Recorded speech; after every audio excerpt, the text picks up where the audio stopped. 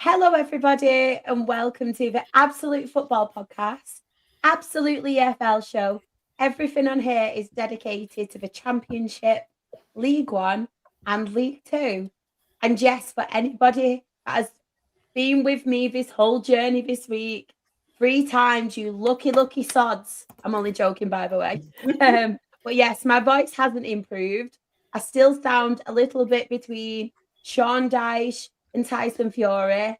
My laugh is a mix between Janice from Friends and Jimmy Carr. So that'll be a treat for you all. My brother actually said today, I sound like when you can't get your car to start when I laugh. So if any of you make me laugh, then you'll just have that image in your head. But evening, everybody. So excited to talk some EFL football with you. Everyone in the chat as well. But first and foremost, Anne, how are you and how's your week been so far? Yeah, not bad. Had a week off work, so I've just been watching the Winter Olympics, which has been absolutely tremendous. Obviously, it's Sunderland last night where we're no longer the only unbeaten team in Britain at home, which is a bit of a shame, but never mind, in the Premier League anyway, because I think Bromley still got it for League Two. But yeah, all good things must come to an end, but I am fine. And how are you? And welcome back. So obviously I wasn't on here last week, so welcome home. I know, it's good to pod with you, Anne. I've missed you. Yes. But I'm good, apart from... I've missed you. Oh, good. The feeling is mutual, but yeah, I'm really good. Especially football. I mean, I won't talk about it now. Everyone will have to wait till Monday and absolutely non-league. But right now, I'm really happy about football. And it's very nice that the likes of Robbie Savage are tweeting wonderful things about Rochdale AFC and Jim McNulty. Like, when did anybody think Robbie Savage would ever compliment someone like Rochdale? But you know what? He was absolutely brilliant. I know a lot of people are a bit like Marmite with Robbie Savage, but he was absolutely great with our fans last night and very complimentary. But I will talk about that a little bit more on Monday, everyone. So I'm gonna leave it there. But Claire, you've got a voice this week. I have. I can talk again. How are you and how's your week been? Yeah, I'm good. I mean, we don't talk about 0-0, so... Where's Luke? There's a lot of 0-0s in the EFL this week, may I add. That was me coming over football on Saturday. But yeah, I'm all right. Just been a bit of a hectic week, but yeah. Good stuff. Okay. How are you and how's your week been so far? Yeah, I'm good, thank you. Football's a bit all over the place right now, but it's fine. It is what it is. But yeah, not too bad of a week. Got some plans in place for our dedicated fixture, so exciting stuff coming up. So yeah, I'm very excited for that. Love that. And one person, I'm actually shocked that it's hit this week. I mean, like, don't get me wrong. I was very, very happy when I saw the result. I'm not going to lie. But Aaron, how are you and how's your week been? And it's good to see you. Yeah, I'm doing okay. I realised last week that this is only my second podcast appearance of the year because I've been very busy and I've been like struggling with some health stuff. But obviously, I needed to break the stigma that I don't come on when Oldham lose games. So I'm here to firm it tonight. And yeah, it's good to be back with you all. And to echo what Ant said before, welcome back, Shara. It's good to be back on a podcast with you. And it's nice to see you smiling again. So yeah, let's do it. Oh, thank you, Aaron. I do appreciate that. And of course, I've not retweeted the stream, by the way, so I need to do that really, really quickly. Can't believe I didn't do it. So unprofessional and unprepared from me. But we do have a lot of people in the chat. We've got Spenny Fan Chris. Good evening, all. I got myself an EFL sticker album and some stickers yesterday. Looking forward to opening some packs. I can never get them. Are they back in stock then now? Because I tried to get them and they were out of stock. I gave mine away. They're too expensive. So expensive. And I think like League Two having like one row of stickers, like half of a page, Yeah, that's not on. Championship, I've got 2 pages. League One's got 1 page. And League Two is like half a page. I gave all my stickers away, and I'm really sorry because I've just remembered, having said that Treaty asked me for the Bradford Shining. Save it. Bad friend alert. Claire. He's also put as well, Atletico Madrid, are beating Barca 2-0. Anybody's interested? And also, I was going to touch on this as well. I was speaking to it with Graham before. Michael Antonio has held talks with Charlton about maybe signing for them on a short-term deal. We'll get onto that a little bit later. He's also mentioned the weather as well. So thank you so much, Chris. Another yellow weather warning. Oh, fun. Oh, it's now 3-0. Wow. How times change so quickly. How does Chris entertain himself while he was waiting for the shows to start? Don't want to know. Looking at what football's on. Saying his WhatsApp and his alert so he can tell us. I've just checked the weather. It is going to be pretty bad tomorrow. Is it? Has it ever not rained this year? Like, it's minging, isn't it? Like, It's every not. single I've day done this that year, it's raining. Every day somewhere in the UK this year it's rained. Yeah. Plus where I'm up to. Graham has put good evening, everyone. I do apologise, by the way, if I do end up going on mute and coughing. I sound like computer says no when she coughs. Good evening, everyone. No need to cover the championship today. There's every need to cover the championship today, Simon. I'm actually starting with it first as well. Spoiler alert. We've got Aled, evening Aled, hope you're okay. We've got Luke as well. You'll be very happy, Luke, I'll tell you that.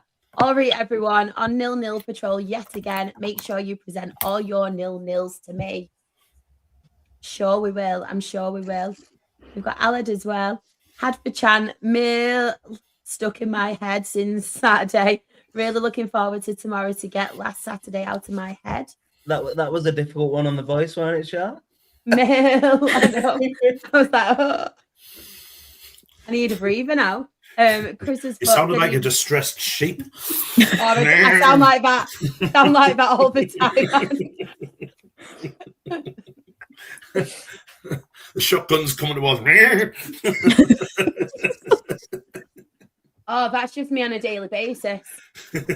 Honestly. Chris has put good evening, Shah, and Claire, Drita, and Aaron. Evening, Chris. Hope they're okay. We've got Sean as well. Evening, everyone. Hope all is well. We are good, thank you. Hope you are too. Just chucking a few utter woke nonsense quotes, Sharon. You'll be fine. Exactly. I cannot believe he got sacked. Oh, I can. Four managers it's going to be. That's a record, isn't it? Yeah, they're getting the lad who was at Wolves, aren't they? There's a Pereira. Pereira. Yeah, who did a wonderful job at Wolves. So, obviously, must have seen something in him. Well, crazy man, isn't it? Crazy man. Not Pereira, by the way. Luke, a couple of 0-0s in EFL. Yes, a couple. Volden one? No, they've not. But it'd never be on if that was the case. Your reputation precedes you. That's it. Yes, Charlton got one. We've got Kyle as well. Good evening, legends. Good evening, Kyle. Hope you're okay. Watching football, that's what he was doing, Claire.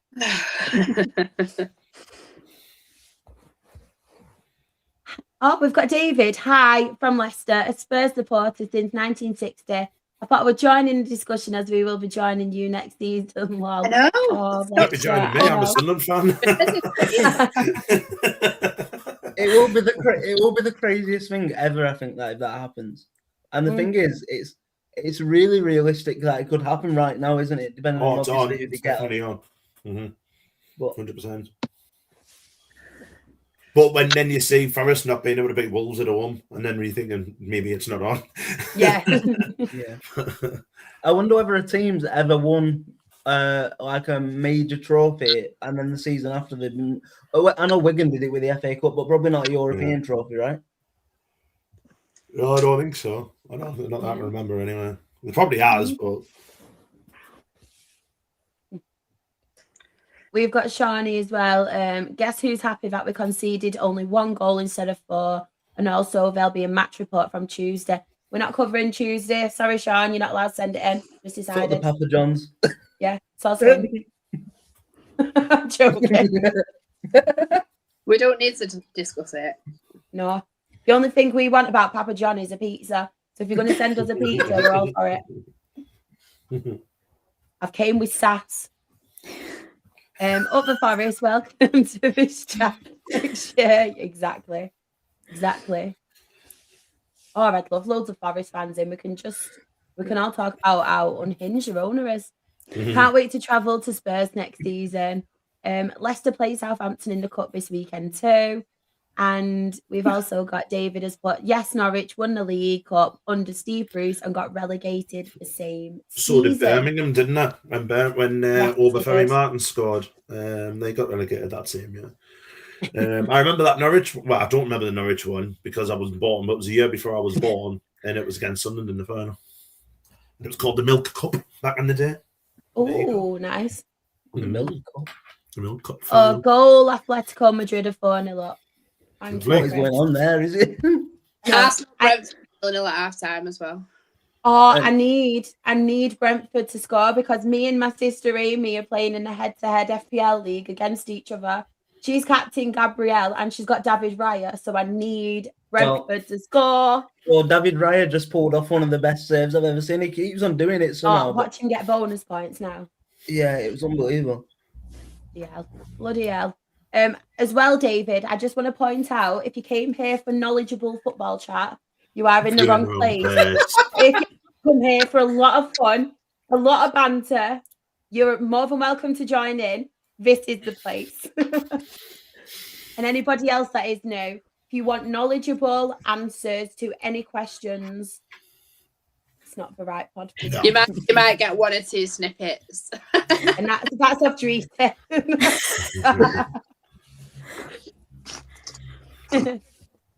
Oh, I'll go then. Andy! That's my best male friend. Hi, Andy. Just felt like I had to say hi. Right, we should talk some football, shouldn't we? Milk Cup sounds fantastic for a League Cup. Imagine the Milk Cup. What, you just won a cup of milk? Yeah. That's all you want. There's a trophy, it's full of milk. And that's it. You know, like we have champagne at the end when you win it. It's like bottle of semi-skin. People be stinking.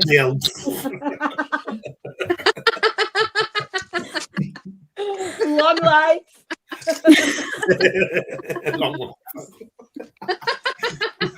You know. Oh, good God.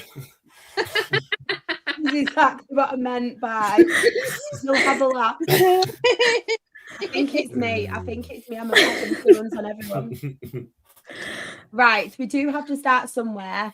And I think we should start with a championship in Coventry. Simon. I agree.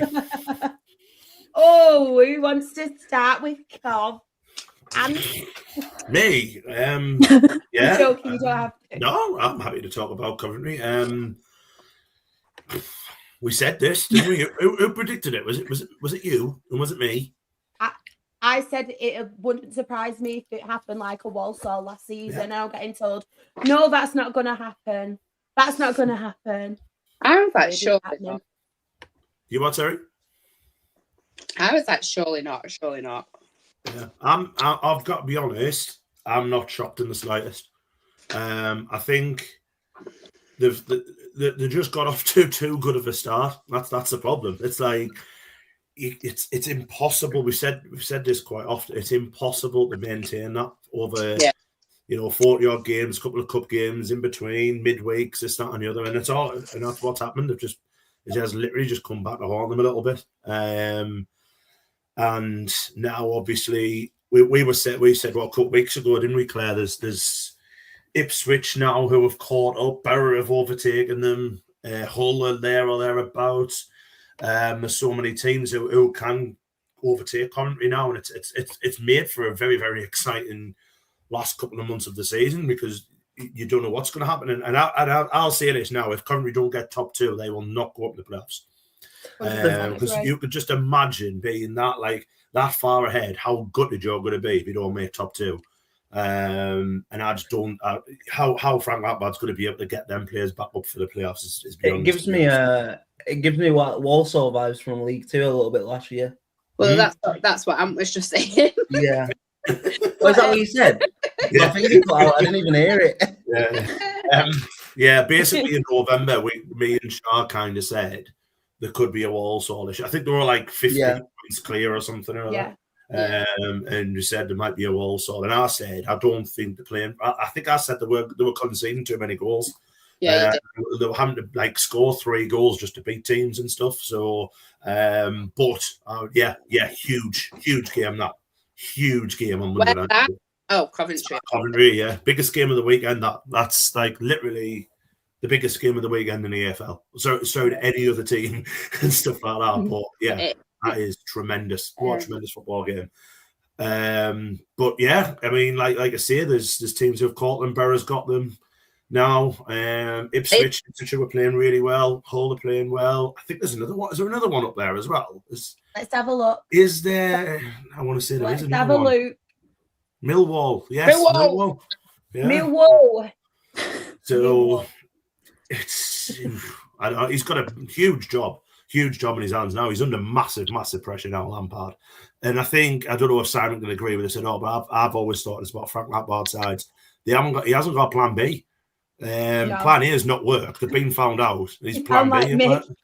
Plan B. Yeah, plan B, Jim. Yeah. But massive game at the weekend. Massive game. So we'll see what happens on Monday. But fair play to all the other teams for not giving up, especially Barra, who obviously got lost the manager, went on a little bit of a bad run, and have just been tremendous since. So fair play to them, man. Yeah, Shah said last week, didn't she? Losing Rob Edwards and cause much issue. No, definitely not. Just really quick. He regrets it. Depends the money he's getting at Wolves. Yeah, that's true. Just wanted to say to Simon as well, if you do want me to read your match report out, Simon, please can you change your language? Also, if anybody doesn't mind as well in the chat, for some reason, it's not actually sharing onto the Twitter timeline, the link. So I have reposted the link out on my Twitter. So if everybody else could retweet it could be much appreciated, because for some reason, it's not actually showing up on the Twitter timeline. So nobody's really in watching us. But yes, I'm not going to read your match report out, Simon, but I will read out these little snippets. So he's put, we've gone back to how we were under Robbins and I can't understand why. And he's also put, bear with me, Onyeka from Brentford should play on Monday, so the huge gap in our midfield should be closed. Massive game, isn't it? Huge game. Yeah. I saw a bit of a couple of Borough's recent matches, and they play some beautiful football. Yeah. Really, really good on the eye. So I think the tactics are just obviously working really well for them presently. So it'd be difficult for Cov, I reckon, more than it will. But mind you, saying that, is the pressure on Borough? Who knows? Be a good match anyway, like Anne said. Definitely. It's like with Coventry, I don't understand. I feel like sometimes throughout the season they'll have a little bit of a rocky patch, won't they? But I feel like this time, I don't know whether it's like a mentality thing or what. And I'm actually quite shocked under Lampard, because I feel like with Lampard and what he's been through as a footballer and the games he's played in, it's really, really shocked me that they've gone through this rocky patch, especially when you're so far ahead. Don't know whether it's just the pressure. It could be a little bit of a complacency issue in terms of when they were absolutely streaming away. They could have maybe thought we're just kind of go in without any sort of challenge, and you can kind of get a bit arrogant and over sort of faced with it a little bit. And I wonder whether that's happened because they were going through a period. I remember it was only like 2-3 months ago where Brandon Thomas Asante was like one of the best players in the division. He was scoring every week, and they were like they were battering teams as well, weren't they? They weren't just beating teams; you were battering teams on a run. So yeah, look, I still think they'll go up. I just don't. I think it's just kind of unacceptable how they've let it get this tight from where they were, really. Definitely. I'm just going to go to the chat. Dave just put, very few great players make great coaches. Totally agree.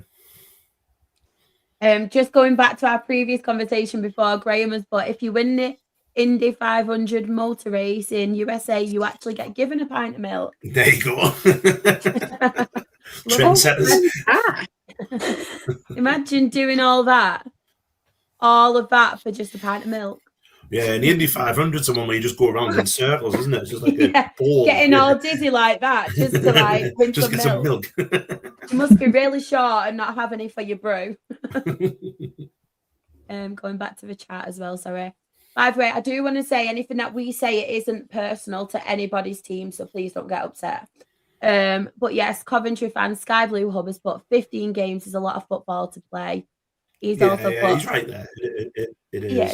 But the problem is in this kind of like this type of season, you're wanting your teams who get promoted are the teams who are starting to hit runs now. Like we've said, we've mentioned Borough, we've mentioned Ipswich, who've been a bit off and on lately, but they've just managed, because obviously Coventry have fallen away a little bit. Ipswich just managed to cling onto the coattails a little bit, but you've still got, like you see, you've got Hull, who are now they're lost on Saturday, but Hull have been playing some wonderful stuff. And then it's allowed Millwall, who were probably written off, it's allowed Millwall to come back into it. And then, obviously now when they're playing, if they lose to Borough and then Ipswich win on Saturday, there's Ipswich overtaking them or very close to them anyway. So it's like, yeah, like I say, it's not personal. You know what I mean? I'm a Sunderland fan, and we do have a history with Coventry. It's not personal. I'd like to see Coventry back in the Championship, to be totally honest with you, but in the Championship, in the Premiership, but I don't see it. I've got to be honest. I know Aaron said he thinks he'll go up. I don't see it happen, because you see it all the time with teams who, like we said, the Walsall stuff and everything like that, where the momentum is completely gone, and then it's very, very hard when you're in that slump to get it back. So it's really certainly right. You're right there, buddy. Definitely. And this is just uncalled for. You do not need to bring Perry back. He's doing a great job at Dale. It really is. Do you know what as well? We've got Callum Perry on loan from Coventry, and we've obviously been on a run, 7 games. I think he's played all 7 games, and his dad goes to all the home and away games, and he's put on that he absolutely loves it, and he's part of the Dale fan base, and it's just, honestly, it's so good to see. And that's a young lad who's just come up on loan. I love that. So don't bring him back. He's loving it at Dale. I think Kant's right, and obviously I've been pretty big on Coventry this season. So I've obviously got a friend that's a Coventry fan, but I also think they're going to bottle it, and it's disappointing, really, because earlier in the season you have to take your hat off and say they were playing some incredible football, like free scoring. I just don't understand what's gone so wrong. Away form's really what's done it. And then now that the away form's struggling, the games at home becoming must-win games, and then obviously again on Saturday again, I think they had the better of the play. Don't get us wrong, obviously, but Oxford, to be fair, Oxford were down to 10 men for a little bit, weren't they? And Coventry still couldn't find a way through. And then if you take that, Oxford then during the week have gone and got absolutely stuffed. So obviously Oxford have put a lot of effort into that game to not lose. So yeah, fair play. I've just looked at Coventry's fixtures, and obviously the Borough game, and then they've got 2 away. Then we're on to Stoke, which Robin's back. Away to Bristol City, which is our place to go. Then they've got Preston. They don't do very well against Preston. Luckily that's at home. But then there's Southampton who are coming coming up well now, starting, got a great win the other week. So it's not the easiest of run-ins for them. Like, they have played, luckily for them, they played Ipswich twice, so they don't have to play them again. But, yeah, let's see what happens. It's made me laugh off, Graham. They love Perry, then you need to get Kevin from Fulham too. Yeah. Kevin and Perry. Why not? Exactly. Simon has put as well, I hate to be negative, but I can honestly see us bottling autos if we carry on playing the way we currently are. The good thing is, though, which we'll get onto later, there might be 6 spaces for the playoffs now. Yeah. Every cloud, eh? Every cloud. Drita, I am going to come to you next. So, is there any on here that you do want to give a mention to? I'm so sorry. I was going to cough then. Okay. I think it was Swansea, Chef Wednesday one.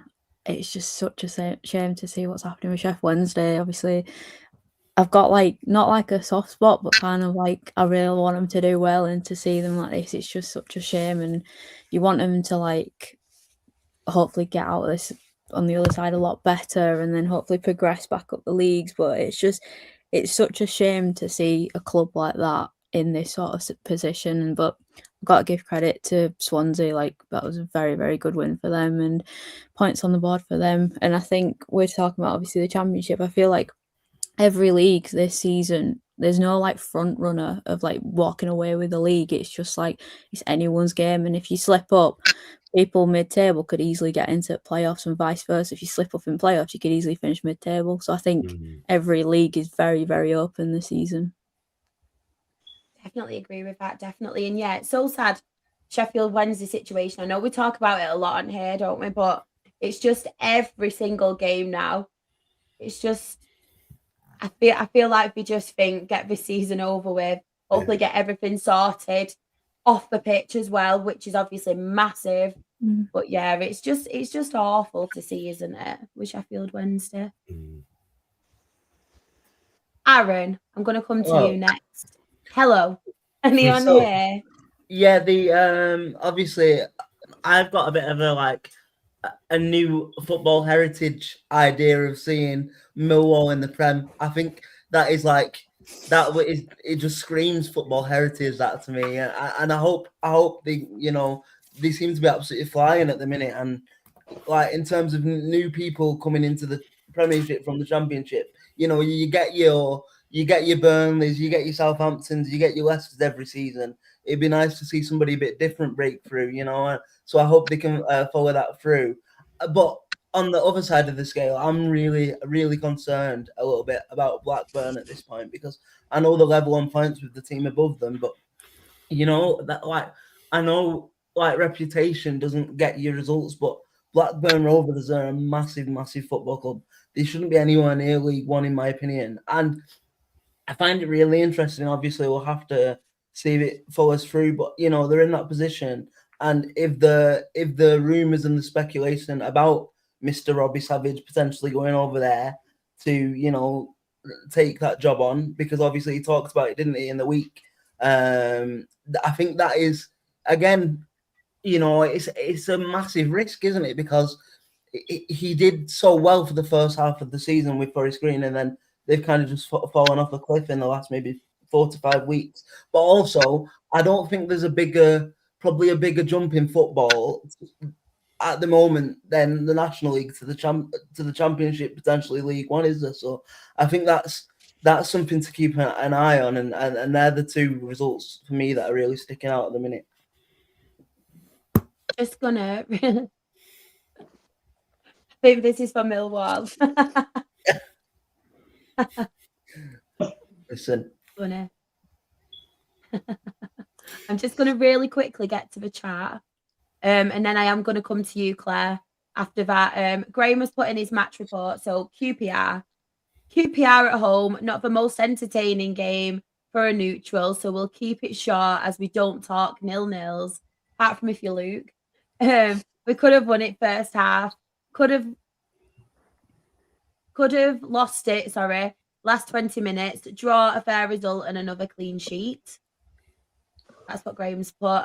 And then Aled, so on here it is Millwall at home. So what was that one? Where's Wrexham on here? Am I being numb? So Wrexham 0, Millwall 2. So Millwall at home, almost a carbon copy of the away game at their place earlier in the season.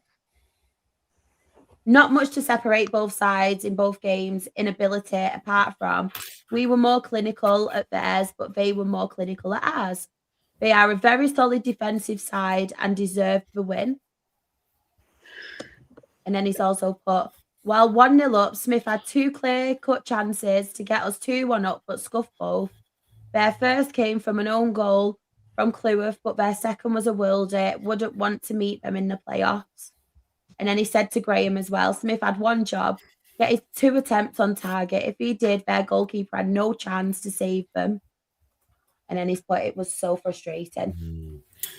You know what? If Millwall will be difficult in the playoffs, just for the manager, like Alex Neil, Yes, he is definitely. the expert at getting teams out of in the playoffs. Like he's so good at it. So, want to look out for, certainly. Just really quickly in the chat as well, David has put, my son was due to have a trial with Forest Green years ago as a keeper, but he got stretchered off a week before, so it was cancelled and never heard from them again. Shouldn't have played that game, should he really? A week before. No. Claire, anyone here you want to give a mention to? That is my name. Ipswich. I know. I hadn't touched on them before, but I think they're just flying at the minute, aren't they? They're doing really well. Obviously, done well to climb back up because they started abysmally. So I can see them going into second place before too long. They've got a game in hand, only 5 points behind.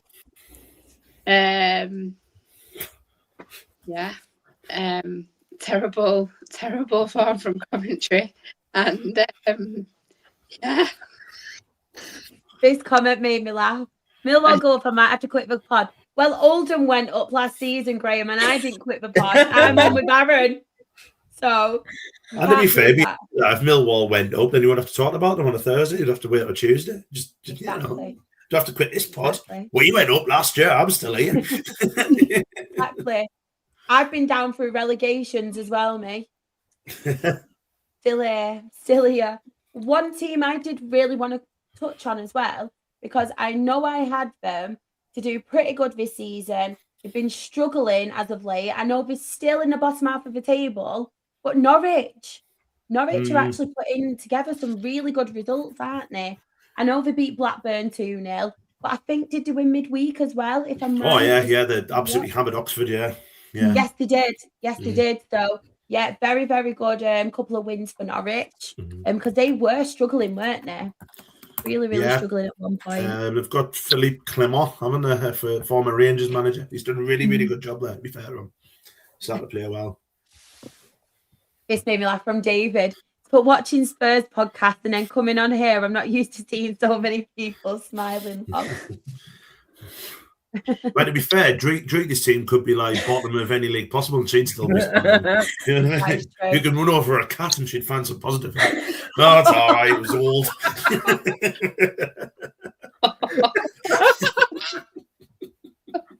Oh my God.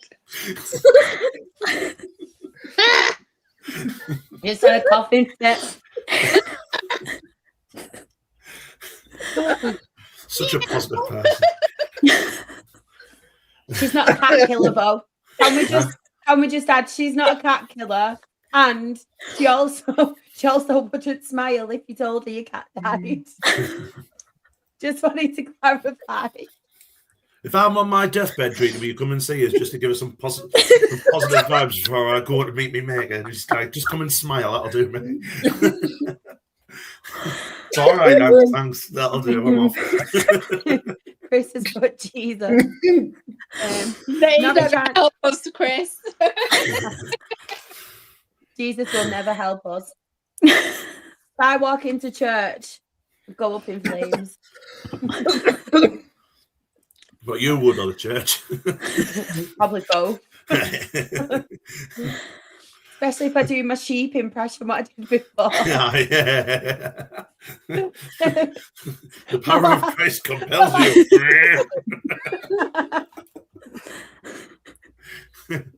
Hey, God. Norwich aren't in the relegation conversation anymore. No, I completely agree with that. Yeah, totally Completely agree with that. And Ella just put, whoa.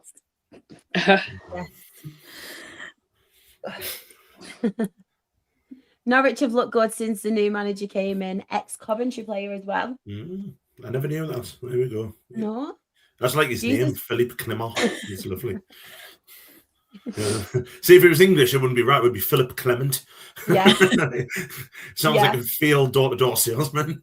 Do you know what? That's what I love about Lauren Blanc. So everyone's like Lauren Blanc, and it's like Larry White. Do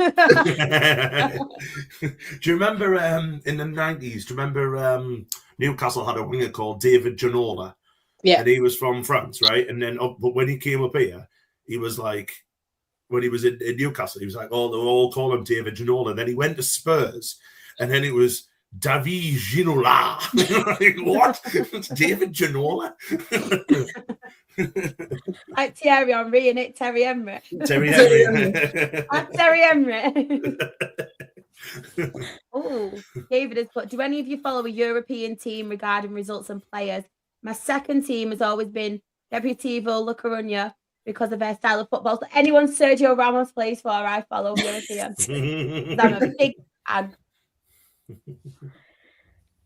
I don't follow a second team because having one team is stressful enough. Yeah, preach that. That's why. I also have a Celtic philosophy that it's wrong to be a two-team tosser. Oh my God. Sorry, Rebecca. Rebecca's a free team, isn't she? Oh, yeah. Yeah, I don't count Rebecca. To be fair, I just follow Rochdale and Sergio Ramos. Sergio Ramos is just, oh. Yeah, I follow Sunderland and any team who Newcastle are playing in the week. Yeah. And Rochdale and Bradford and stuff. What about Oldham? Not yet. And Swindon. Oh, Dave, I've been thinking this is about Ginola. He was a nice looking boy. Like, yeah. I was wondering where that was going then. I know, I was like, where's David? It's like, busted, who's David? What a tune. Who's David? I shouldn't really sing with his voice, should I? Oh, Barcelona come back. I thought, yeah, probably. Maybe. I just loved before that how Claire was going on a rampage about two teams and forgot that Rebecca's in our podcast. Who Rebecca? I have mentioned it to her before. It's not going to be new news to her. You know me and my tax. Just quickly before we move on as well, not looking good for Leicester. We will get onto the midweek drama in a second, but obviously Birmingham did beat them 2-1. Southampton getting a 1-0 win at Watford.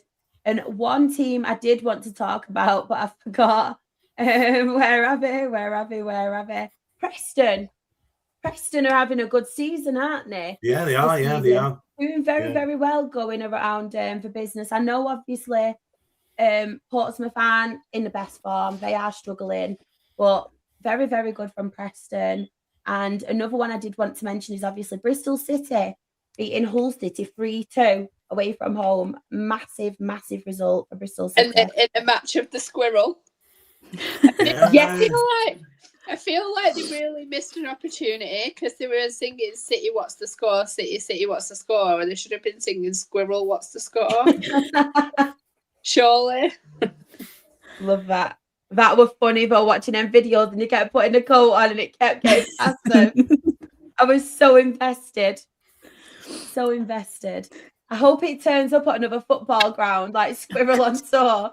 Imagine. Yeah. Squirrel does the 92. Yeah. David has put, if you're talking Leicester City, then I'm off. All my family are Leicester City fans as I married a Leicester girl. Ooh. I mean, it's kind of what we have to do when we're talking about, the EFL. We're talking good things about them, to be totally honest with you. So if you do want to stop about them, that's absolutely fine. Yeah. Simon, I used to follow Chelsea but stopped after John Terry left them. So you just follow John Terry? See, that would make me start supporting Chelsea. I'm a rugby fan and you like John Terry. I think you need some help. Am I When I wrong, was though? when I was very, very little, I used to support Inter Milan. Like, I was Sunderland, obviously, but then obviously because we had Football Italia on a Sunday on Channel 4, and I used to support Inter Milan a lot. But I don't really support them now. It's just Sunderland. And I've got a little, I do like Celtic as well, but that's just religious purposes. Oh God, my laugh then was atrocious. I do apologise. I do apologise. Sean, come on. Dad joke. That squirrel was going absolutely nuts after the goal went in.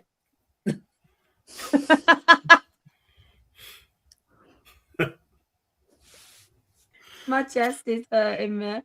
Imagine Sam turns up to his doing the 92 with a squirrel, maybe. Oh, that's what we need to do. We need to buy him a squirrel. That's what we should do. Get him a pet squirrel he can do. Hiding it under his coat. Yeah. Love it. Love it. Chris has put, I still support AC Milan. Great show. I will seek you out again. Come on, you Spurs. Thank you so much for joining us, David. Hit that subscribe button, David. Subscribe to the Absolute Football Podcast, please. Tell all your friends about us too. 4 nights a week. And don't forget, on Tuesday nights, David, for now, till you get relegated, Premier League. And then join us on a Thursday. And then hopefully you won't be joining us on a Monday. A few years ago. Oh, bless him. Thank you so much, David. Appreciate that. Right, really quickly now. So we do have some midweek games. There's not many. I'm going to start, obviously, with his Charlton Athletic 1, Stoke City 0. Did anybody see Nathan Jones? To the Stoke fans. Wow. It did make me laugh. Like that. I like that. I'm not a huge Nathan Jones fan, as I've said on this pod a few times, but that was top shithousery. So fair play to him. You can't beat good shithousing. Oh, honestly, it really did make me laugh. Just to beat Chris to the punch, Arsenal have just scored at Brentford. Oh. I just said it as well. I went Madueke, he's just scored. Oh, Gyökeres has been booked as well. All right, I just gave 2 fingers to my phone. I don't even know. I think I've not got many players in this race. I've got Thiago from Brentford. I've got him. I need him to score, really. And Saliba's not playing, so I've got Saliba in my back pocket. I think I dropped Gabriel because he was injured. So, Graham, I know what you're doing. Continuing from Tuesday, are we? Funny. But yes, send in your match report as well, Graham, and I'd love to know obviously your thoughts on Nathan Jones saga. Birmingham City 0, West Brom 0. That's for you, Luke. I know you're happy with that one. Oxford United 0, Norwich City 3. A result I expected anyway. Norwich have obviously been playing well. Oxford are in the relegation zone now. I know Uncle Nick was really, really upset about that last week, wasn't he, Claire? Very upset. Honestly, we had to comfort him about it, but he's okay. He's doing okay. But yes, the top of it, Leicester City 3, Southampton 4. I mean, I was obviously at the Dale game last night and I had the notifications coming through with some of the games on my phone. It was crazy. Absolute madness, but Leicester, what are we making about them? I know we touched on it a little bit last week. Points deduction. Do we think there is a possibility Leicester City could be playing League One football next season, or do you think the teams below them are obviously worse off? Because I actually think there is a possibility with Leicester. I genuinely do. Oh, yeah. Yeah, I didn't realise how bad it was for him. They're level on points with third bottom. Yeah. And they've also played a game extra than Blackburn as well. Yeah. And the thing is, like we speak about momentum in football, and we said it, with the Coventry results, but one-off results like that as well. You're 3-0 up and flying, and then to do that, it could just rock the whole mentality of the squad. You know what I mean? Like, yeah, that is such a big blow away, like throw out, isn't it? You know, I mean, it doesn't mean a lot when you've lost a game, but the one thing I wanted to say that I think has been one of Leicester's shining lights in a very bad season, Fatawu. I don't know if you've seen his strike, but it was like the cleanest strike of a ball I've ever seen ever. Like that was unbelievable. So they've obviously, that's what I mean. They've got the talent there. They've got more than enough talent in that squad, you know, Fatawu. Daka really for this level should be having more of an output than he is. And so I don't really know. I think they will just survive. But it's not good enough for where they're supposed to be and where they have been recently. You know what I mean? Like, yeah, it's sad, isn't it? Really, another. I club, don't think it's sad. No, I don't think it's sad in the slightest, to be honest. Maybe not sad in that regard, but another kind of club, you know, with financial mismanagement and points deductions and another points deduction. It happens. I feel like we talk about it too much in the English game. You know, it always happens to a club, doesn't it? And you know, it's not new now, is it? It's not like, it doesn't surprise me when I read about people getting like points deduction, because it seems to happen like every season to multiple clubs.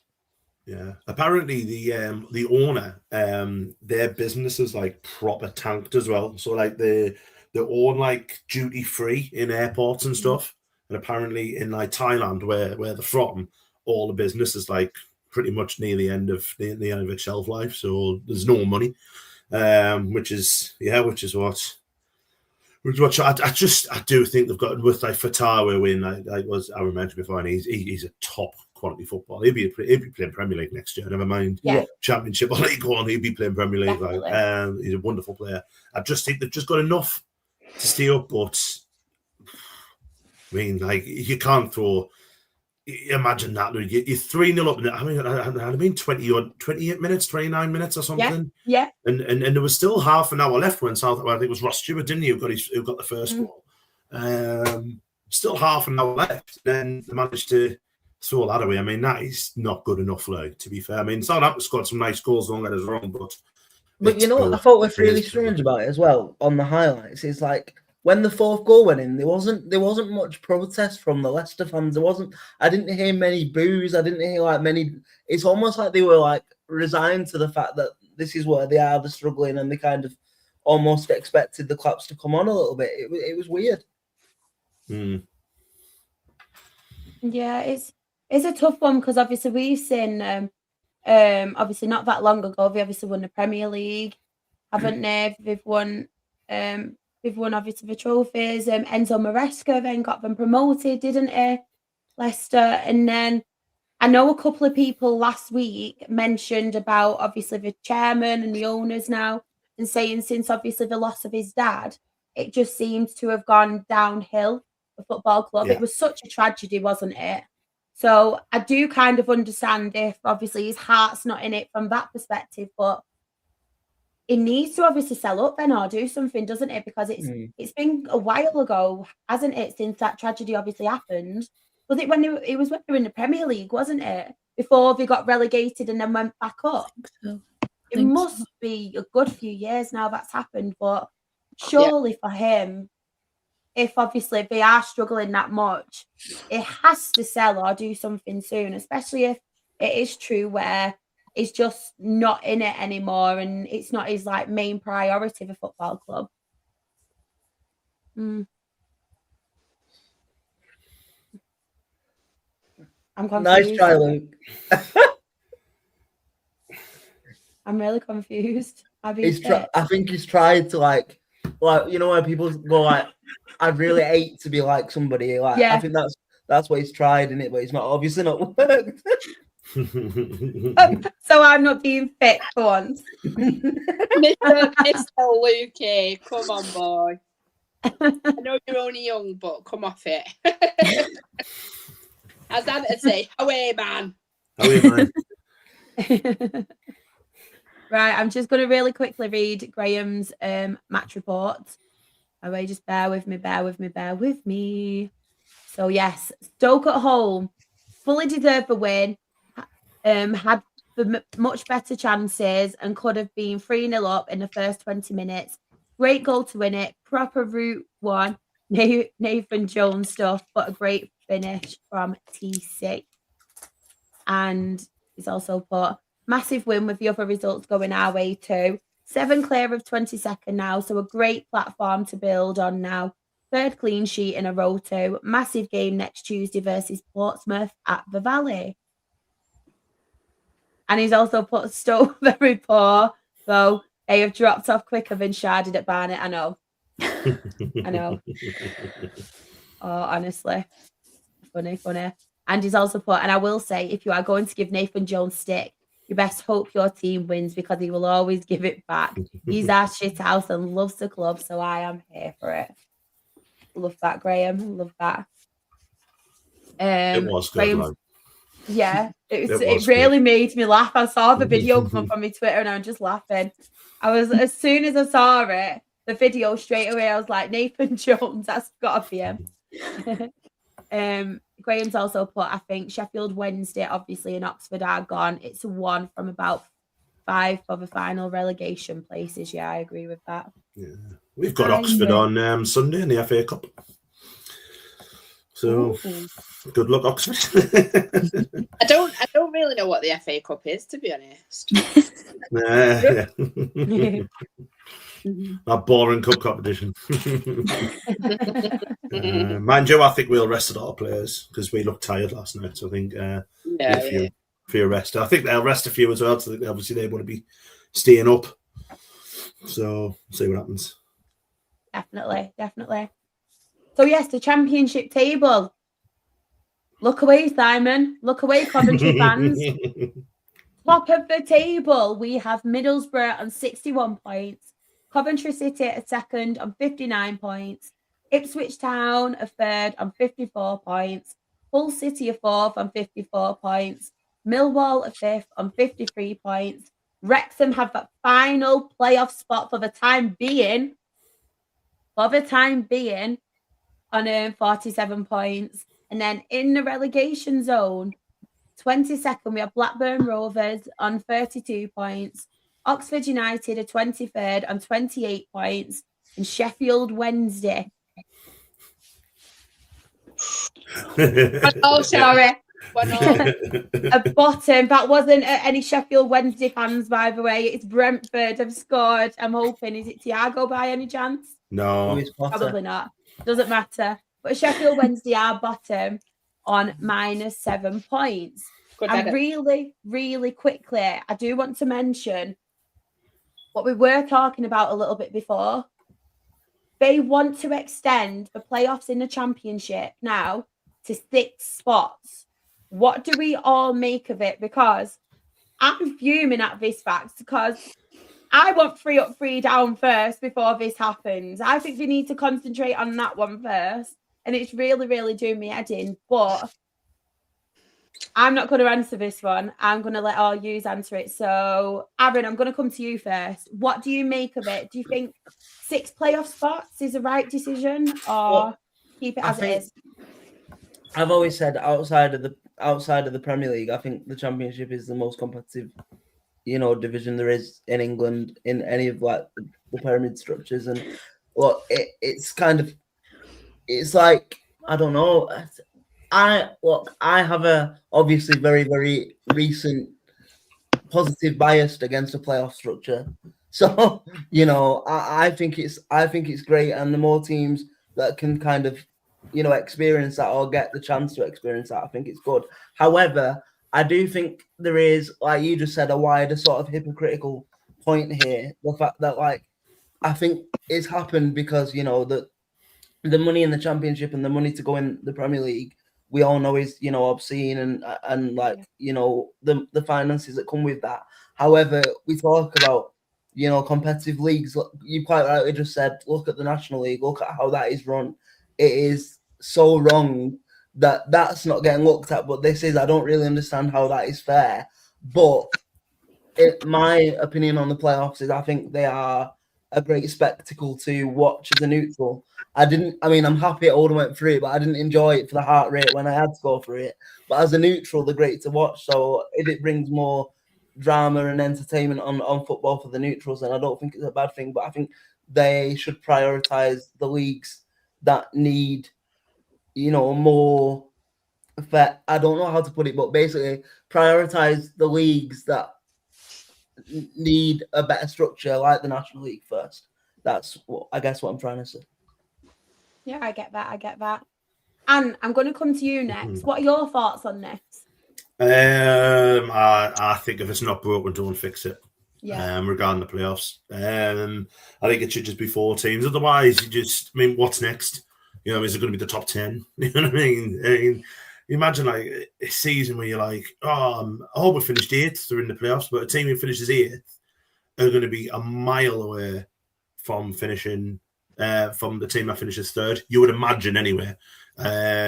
So for me, again, I've got bittersweet thinking of the playoffs. Obviously, getting beaten off Charlton twice, but then obviously we beat Wickham and Sheffield United, and obviously we're in the Premier League because of it. So it gave us the worst time of supporting a football club and the best time of my life in May last year. So, but for me, I think it should just be. I think it should just be the 4. And as mentioned before by you both, if they kind of saw 3 up, 3 down in League 2, then why the hell are they thinking about this? It's always thinking about Premier League, and then like making the Championship more exciting and stuff. But the Championship doesn't need to be more exciting. It's exciting as it is. So just leave it for me. I think it's really silly.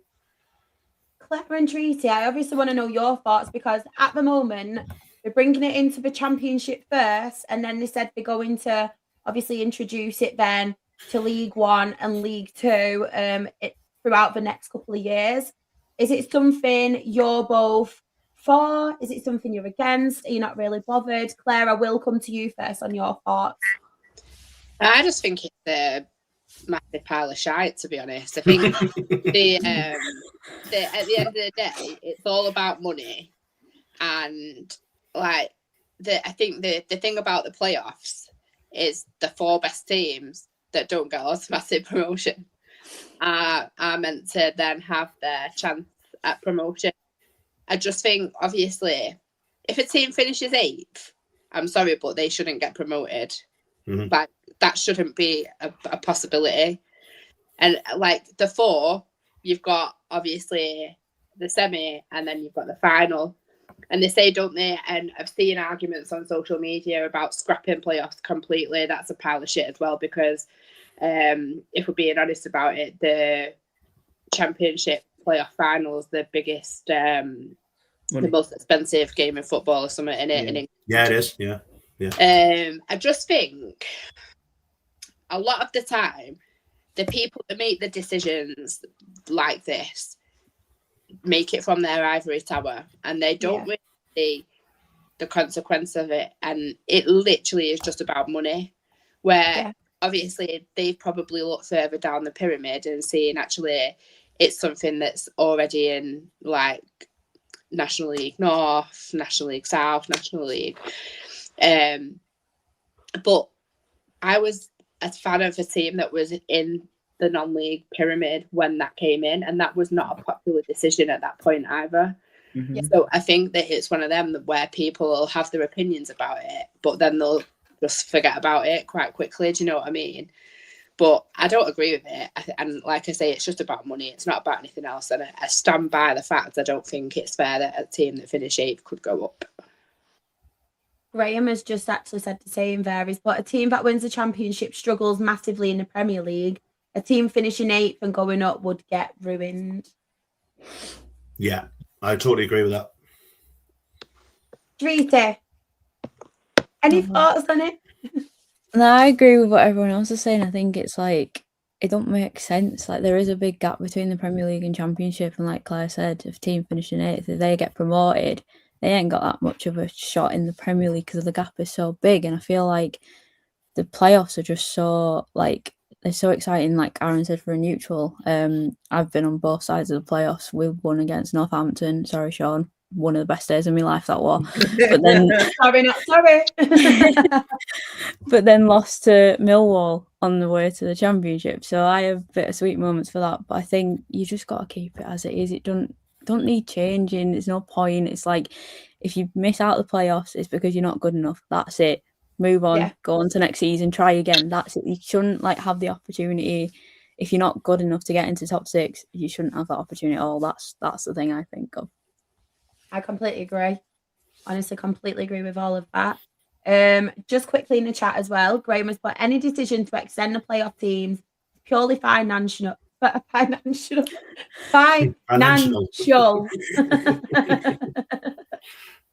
I'm having a mare. You can tell I'm back. Any decision to extend the playoff teams is purely financial. Any other reasons they would give is just them blowing smoke out of their asses. It's put as well, as long as you don't meet us, Anne, you're fine in the playoffs. And not Graham, Simon has put, I said it on social media earlier that I think if there's going to change anything, just scrap playoffs completely and just promote the top 3. But the playoffs is, to me, the I love playoffs. The playoffs is tradition and supporting a not very successful team. The playoffs is much more a realistic ambition for us than to go and run for title with 100 points. So you're taking kind of that that out sort of away from people that don't have the chance of going to romp titles and romp do you know what I mean? It's football tradition, isn't it? In my opinion. Yeah. I completely agree with that. But I'm sure they'll do anything that financially benefits them. Yeah. Like they have with the Champions League. Exactly. Yeah. But yeah, you can talk about that on Sam's pod on a Tuesday. You can find Ant on there too. Yeah, financial. I'm going to make my own dictionary up. I feel like my own vocabulary would be full of, it wouldn't be full of H's anyway, for a start. Definitely wouldn't. But Graham has put playoffs are not going anywhere. Too much drama and too much money involved in it now. Yeah. 100%. And I find with the playoffs, you even get some people who haven't necessarily been invested in the lower leagues watching the playoffs. Like Premier League fans interested to see who obviously comes up to the division and stuff. And you see all other fans investing more in the playoff side of it. I know I've got friends who don't necessarily take much of an interest in the lower leagues throughout the season. But when it comes to like the cup games, when it comes to the playoff games, they have more of an interest and they get more into it. So yeah, do not scrap the playoffs. I like the playoffs. I mean, they've scrapped replays and everything. Don't take the fun out of everything. Come on. and they've scrapped replays to line the pockets of the big 6 in the Premier League that don't want to risk the prepaid like Madonnas that can't play 3 games in a week. No. So right, League One. Dreety, Claire, rock, paper, scissors. Who wants to go first? Go on, Dreety, get it out of the way. No, go on, rock, paper, I'm scissors. not bothered. No, I'm not. Not bothered. Claire, you can go first. It's fine. I'm not Rock, bothered. paper, scissors. Right, let's do rock, paper, scissors. Ready? Oh, Jesus Christ. Okay. Six. Oh, you're doing like that? Oh, I don't do that. I do what's going on that. here? I was like, what are you doing? Right, Wait, what I we- don't know. I don't know. Rock. Right, 1, ready? 2, 3, sure you do. 1, 2, 3. Same. Right, 1, Claire's just punched Dreety. 1, 2, 3. We can't have a Oh. Claire, there you go. You got scissors. Go on. There we go. Yay, let me talk about now. Right, I'll be short and sweet. Rubbish game of football. We were absolutely all over him in terms of possession, but all fart, no poo. Like, absolutely shocking. I was so bored. And just to top it off, I got absolutely soaking wet. Daisy was sat on my lap going, I'm getting soaking wet through. I don't like it. Bless her. I didn't have her for the second half, which was very strange because she normally sits with me and not Sam. And yeah, we don't sit near each other. So we got. So now you're fighting that out. Yeah, we don't sit near each other. Not football. I just thought I needed to point it out when I said. Anyway, yeah. Josh Cogley was booked like a really silly foul in the 38th minute, then on the 80th, when we were actually on top and looking like we might produce something. A silly challenge got him a second yellow, and then it kind of just ruined it all, and you could tell like they just wanted to see the game out. I think Dave Challoner has to take a bit of the responsibility for that because he should have taken him off. But then again, having said that, we've got to do more, and I'm going out. I know there's a lot of football left to play. I'm going out to boldly say, unfortunately, I think that's us out of the Autos race. I know there's not that many points in it, but obviously Cardiff are flying.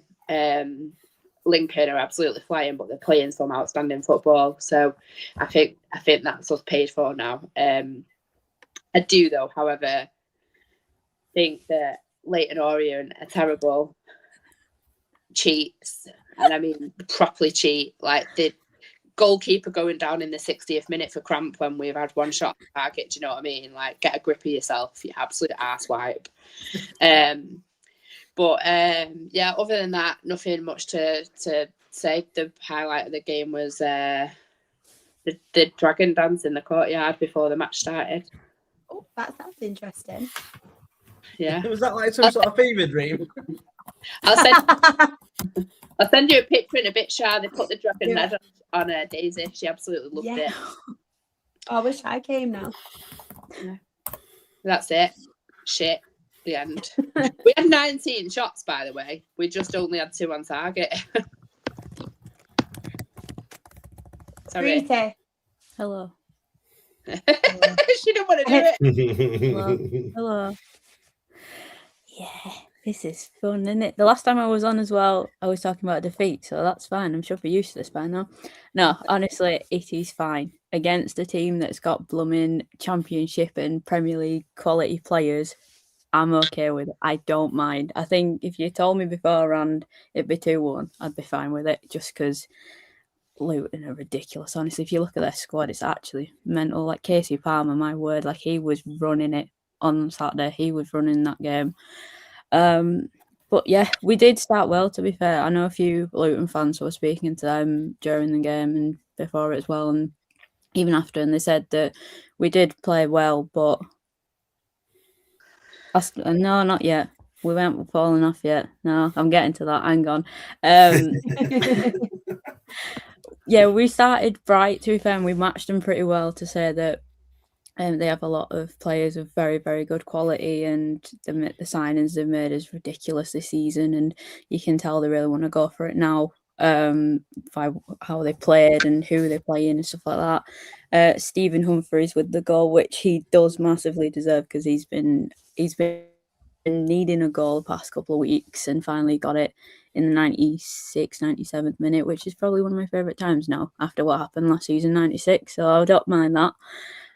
Yeah, it is what it is. Like, I know the last time we had a defeat a few weeks ago, and it was on the back of the 3 defeats back to back, and I was like, oh God, what is happening? But I feel like if we can solidify a playoff place, it's a successful season. I think if we do slip a little bit, it'll be a shame because of how well we started.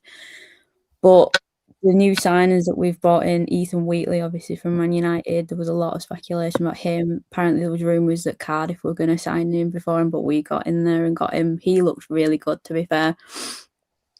I know Sars, we've missed him. He's been injured recently, came on and made the difference on Saturday. So I really hope he starts this coming Saturday, because I think there's a stat going around that every game that he hasn't played for us, I think we've only won once and drawn once. The rest of them we've lost. So it just shows how like influential he's been for us. And then obviously Paul Mullen, we've got Caden Jackson. They were really good as well, to be fair. Lee Evans, who used to play for us, who was my favourite player growing up, and then now he's back 10 years back after he left us. So yeah, I just feel like it's not the worst result in the world, a 2-1 defeat. It's not bad at all, but I think we need to start picking up points as and when we can, because there are some strong teams. And Claire, I know you were saying that you're out of the autos. I don't think so. I think you've still got a chance, because out of the teams that we've seen so far this season, I do think that Stockport definitely, obviously we play you in a couple of weeks, but I do think you've got a chance. It's you, Cardiff, Lincoln, and then Bolton, I think, for the top two. I genuinely think. And I don't even think Cardiff could. This is going to be really controversial, but I don't think Cardiff might run away with it, because I feel like every team is going to have a little bit of a blip, and you don't know what's going to happen until it happens. And I think as long as we finish higher than Town, I really don't care, to be honest with you. They're ahead of us by goal difference at the minute, and we've got 2 more games to play than them. But yeah, as long as we finish higher than them, I couldn't care less, because there's that many Town fans are saying, oh, mind the gap, mind the gap. I'm thinking, dude, we're the same amount of points. Shut up. Like, just wait till the season's done and we'll finish higher than them. That's all I want. But yeah, not too bad. We've got the team that put 6 goals past Wigan on Saturday, so that should be fun. Kean Hayes again. Yeah, it is quite a competitive league, isn't it? Mm-hmm. Yeah, I think anyone can beat anyone, and I think even just looking at the table now, there's few teams outside the playoffs who could get in, and yeah, there's a few teams who could get out, who are out of the playoffs who could get in. I feel like, obviously, I mentioned Peterborough; they've been pretty good recently. I think Reading might have a chance; they've been pretty good. Luton are coming good at the minute, but I don't want to mention them, Claire. I'd rather them finish outside playoffs, to be honest with you. No, I get that. I think I might be right about Burton escaping it, if I'm honest. Yeah, I think Donny might slip in. I think. Not saying anything about rivals or anything. So yeah.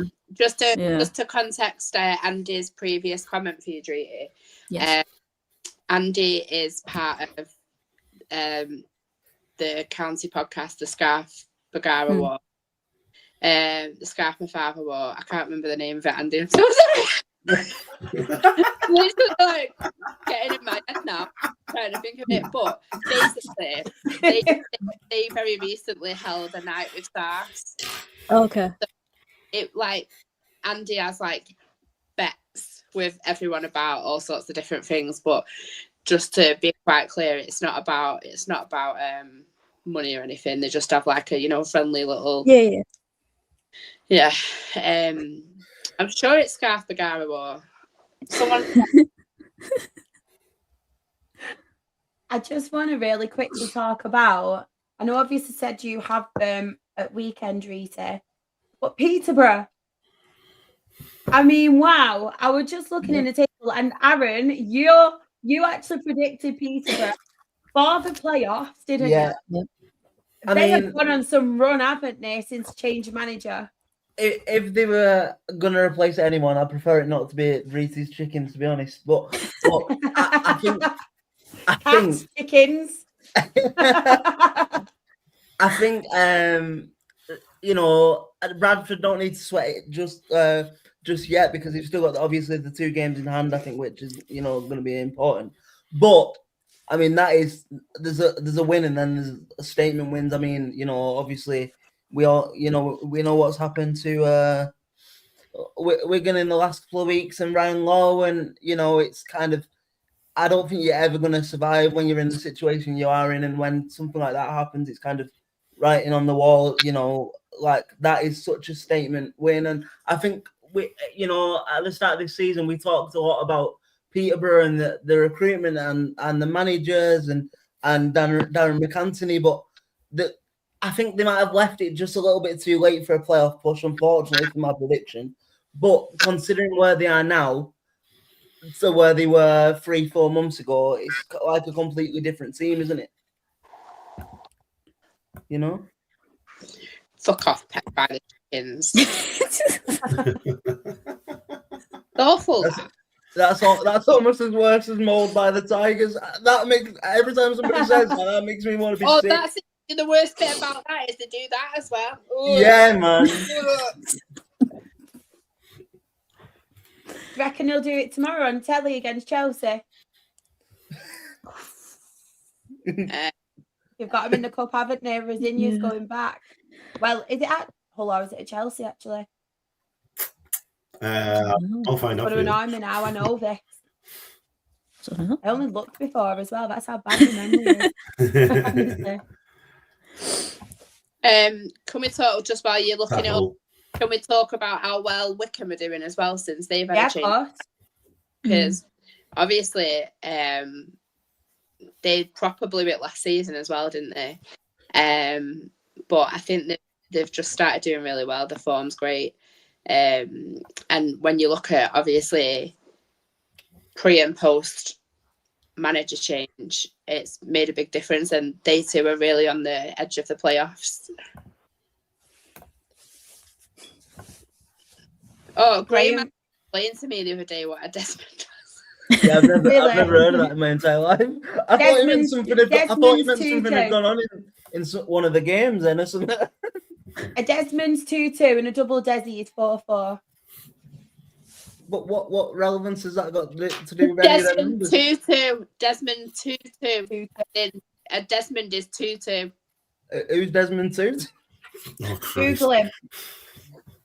Google him. Are you for real? No. He's an archbishop. I don't think you were. Right. I'm just going to quickly read out some match reports. So we have Sean's. He has put Stevenage at home. Loney Michael Crackers Jacobs puts us. Oh, I get it. Would it not be Jacob's Crackers?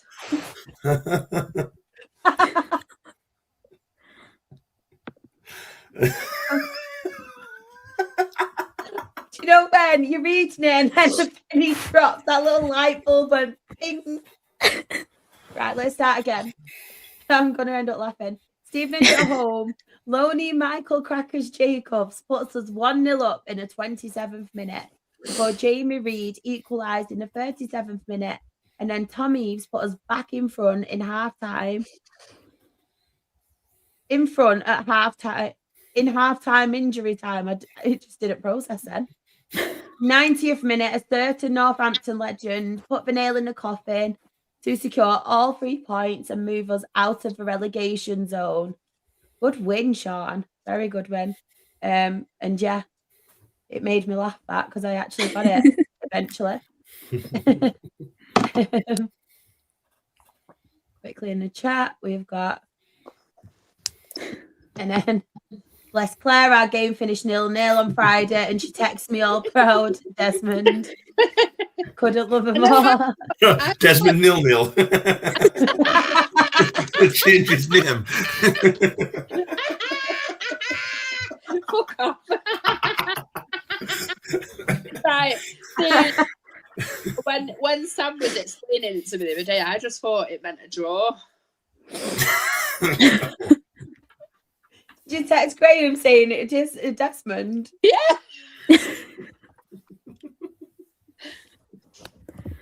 I love it. I need to mention something else about County. I'm really sorry. Yeah, not no, to it's do fine. the match on Saturday. It's yeah, another thing.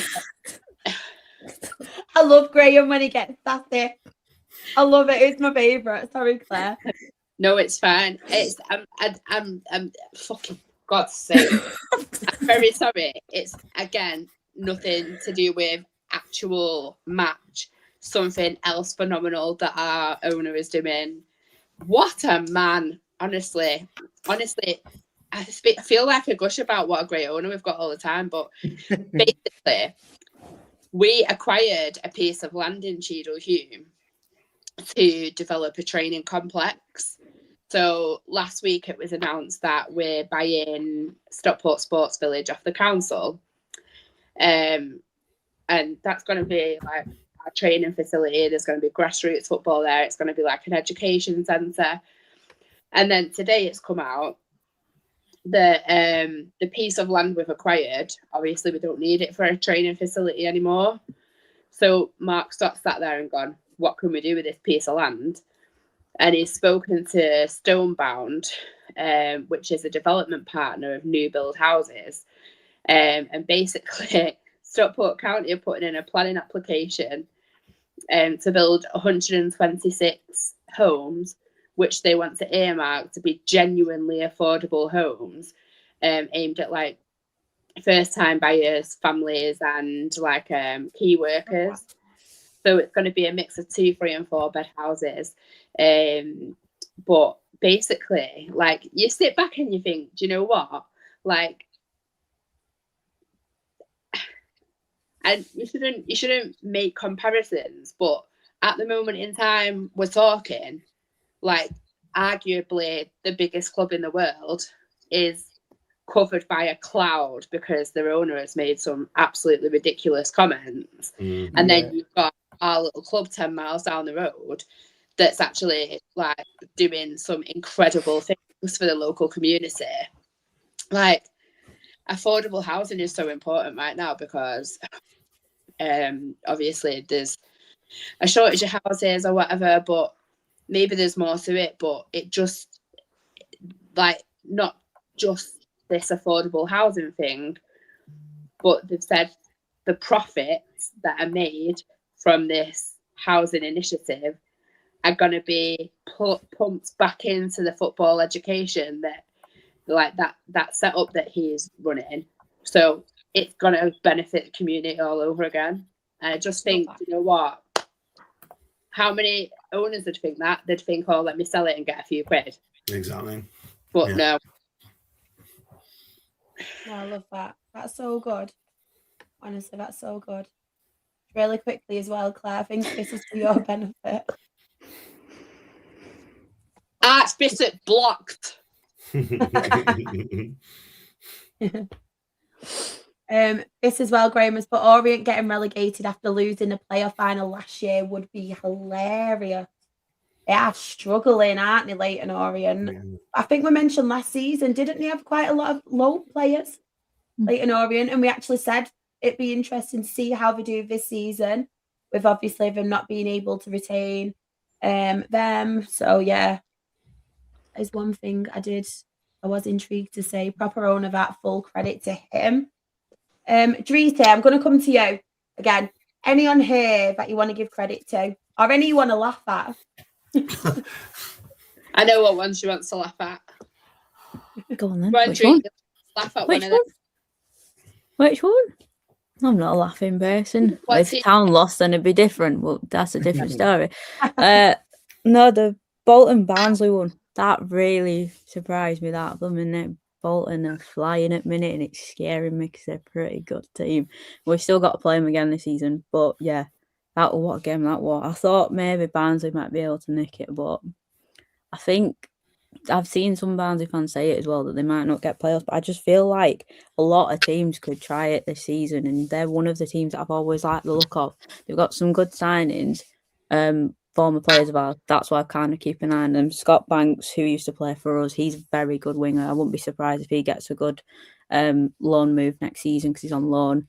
And then Jack Shepherd, who was with us last season. I feel like they could push, but I don't know if it's a little too late for them. But then it's like you look at losing Davis Keeler-Dunn. I think that's probably affected them a bit too much now.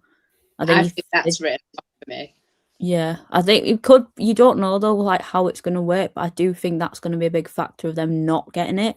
But I think with football, you just don't know what's going to happen. You can't predict the future, so who knows with them? I work with a Barnsley fan. He is also a Barnsley man. He was like, we were discussing it, like you do, and he actually agrees with me. And he said, the issue is that obviously Wrexham completed that transfer so late. There wasn't any time for them to go and find someone to replace him, or even half replace him. So they've just not replaced him at all. So he also was like, actually, I'm really worried about it. And he said they're playing absolutely awful football. And he's actually worried about the last part of the season.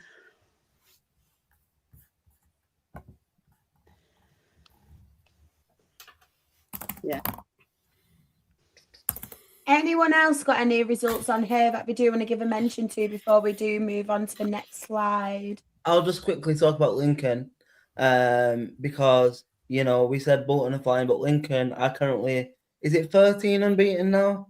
that you know they're Somewhat absolutely ridiculous, they're isn't like it? Yeah. flying, aren't they? Like, and I know early doors we talked about the Cobb game being the game of the EFL this weekend, but I think probably Bolton Lincoln probably rivals that in terms of the two most informed teams in this division at the minute. And yeah, like they're absolutely flying, and you know it's I mean they're putting that pressure on out. They're putting the pressure on Cardiff and keeping everyone honest in that title race. So yeah, it's very exciting, I think. Yeah, I want to look at it. I've had someone picked up and I've completely forgot. Obviously, the Peterborough one. I don't want to mention Luton. I'm not mentioning Luton. I tell you what, that's a good win for Wimbledon because they've been they've been struggling, haven't they? Like just around Christmas time, we're in the playoffs, and now they're literally like a couple of places above relegation. Yeah. So I think that's a really important win for them. I say a couple of places; it's quite a few places, but they're like down there, if that makes sense. Lost 13 matches now, which is the same as Wigan, and they're in the relegation zone. It's quite interesting that bottom four, like, isn't it? Like it's so tight. If like there's like 6 or 7 teams that can go down, isn't it? 6 or 7. 6, 7. Come on. It's quite a competitive league, Claire, this year, isn't it? The League One. Yeah, it is. Yeah. Maybe like, where would you say it like compares? 3rd, I reckon. I reckon League 2, Championship, Premier League.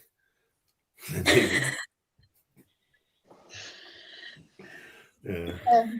Charlotte, I didn't know where the rest of the slides were, so I've just... No, don't worry. Don't worry.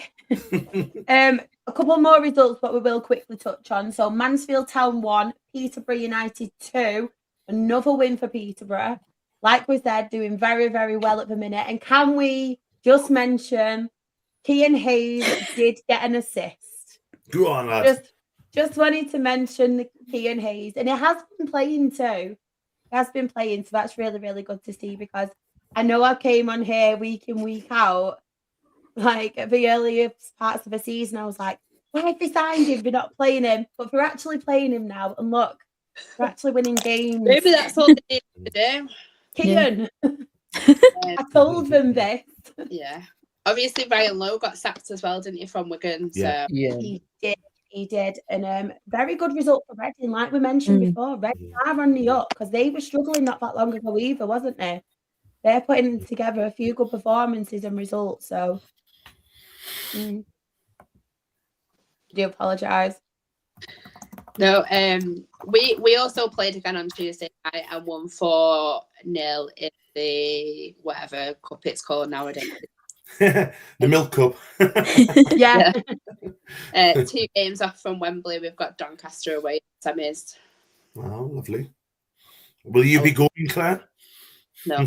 I Definitely will be. I can't stand that competition, so I'd be a hypocrite. So I don't care about it. Fair enough. Just been checking as well. Wigan set to announce Gary Caldwell as manager, so yeah, the good little choice, I think. Because they were linked with Will Still, weren't they? But then Will Still's brother, who I think's like the brains behind the operation, he's gone Watford, hasn't he? Yes, it has. No. Yes, it has. I'll give him 3 months for that place. The other manager, don't they? Will you go to Wembley, Claire? Yeah, would you go to Wembley now? no. Oh. Been to Wembley twice now. Like, I'd go if it was playoffs, but not for a trophy I don't care about. Not spending all that money when I can go to Exeter. Said no one.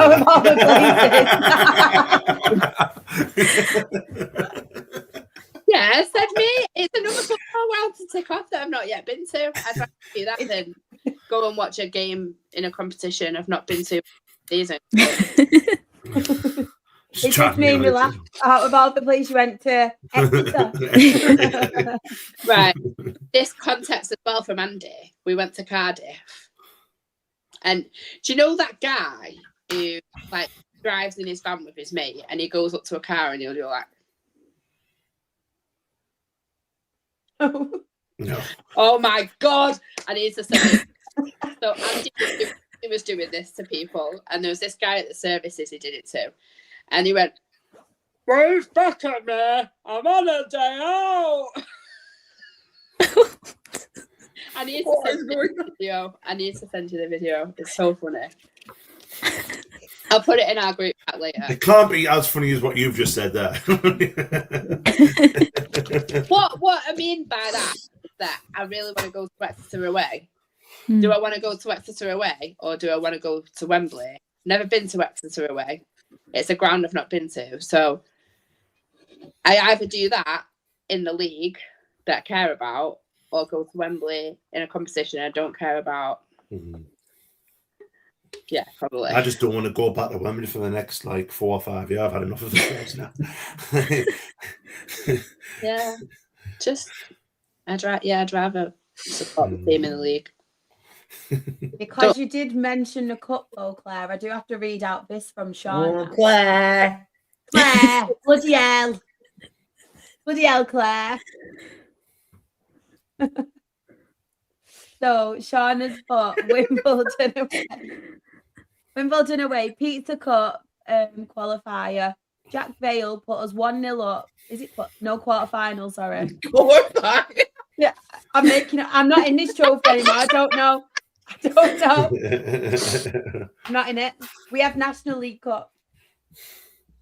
Jack Vale put us 1-0 up in the 38th minute, and then 50th minute, Matty Stevens equalised. Then the 73rd minute, Tom Eaves put us back in front, either Luton or Plymouth away, SF semi-final. Second, I was going to say second qualifier.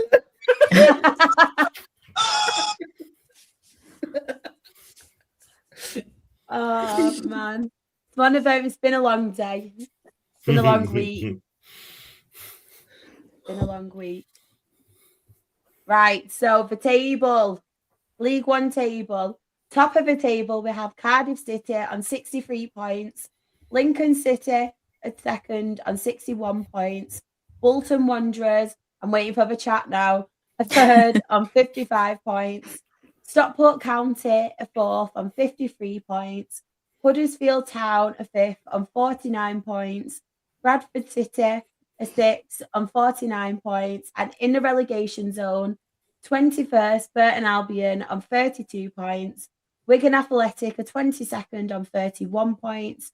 Rotherham United, a 23rd on 31 points. And Port Vale, a bottom of League One on 22 points. Worst team I've seen in a long time, both times we've played. Rebecca's not on. Are you okay, David? Don't. Are you actually okay?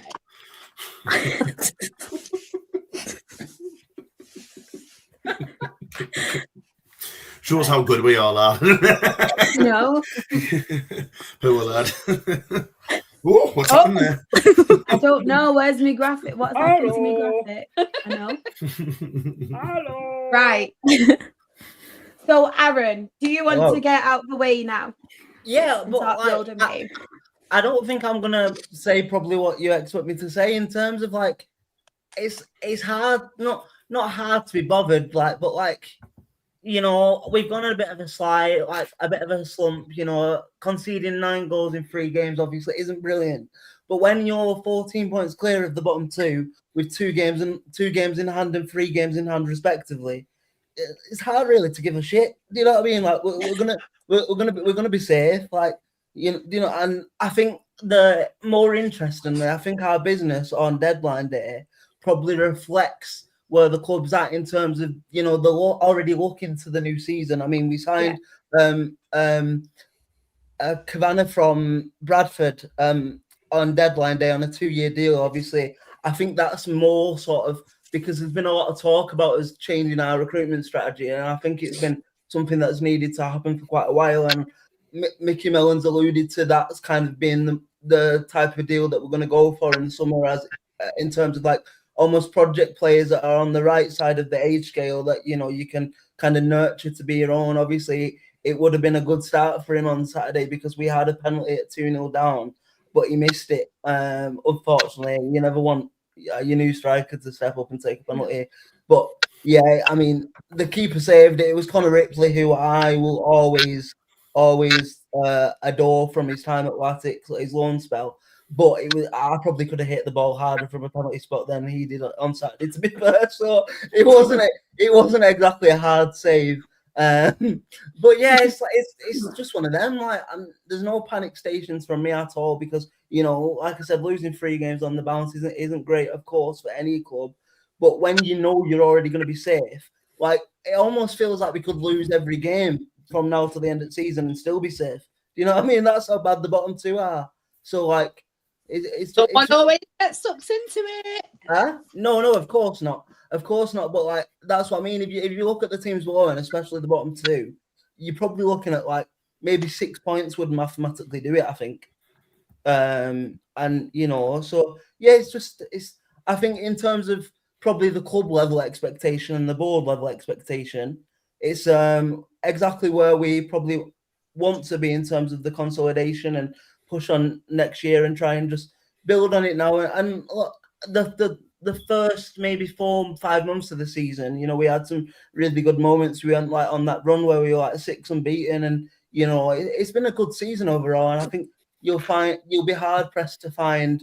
Obviously, there's a small section on social media that I think every club has, but you'll be hard pressed to find a proper Oldham fan that can be very disappointed with this season because we've set out and kind of achieved our ultimate objective, which was safety, and we're comfortably on course to do that.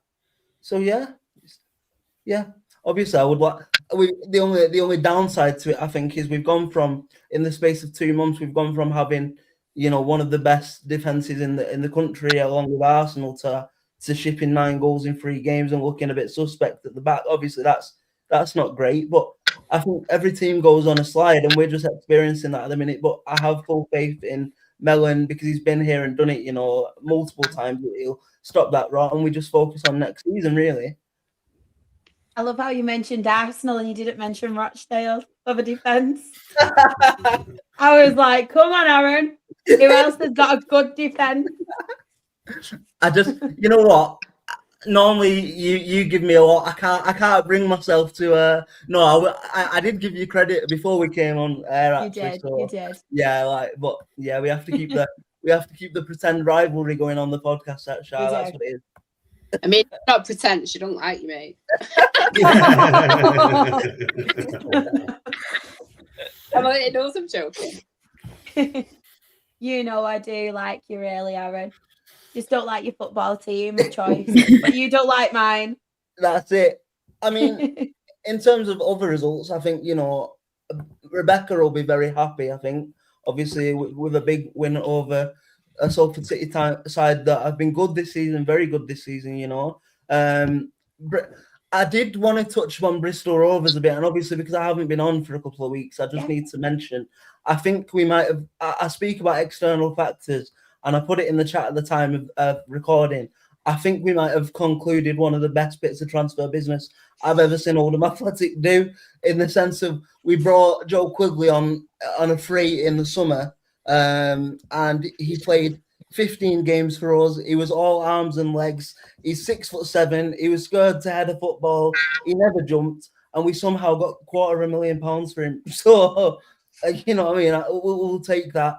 Obviously, you know, I think he's going into a Bristol Rovers side there that will probably not use him as the number 1 striker, but use him as a bit of a target man to play off other players, and maybe that'll work for them. Like, it's important to remember that just because a player doesn't fit for one team, it doesn't mean he won't fit for another. But in terms of a cash or value transfer, to turn somebody in from a free transfer to £250,000 in 4 months is ridiculous business.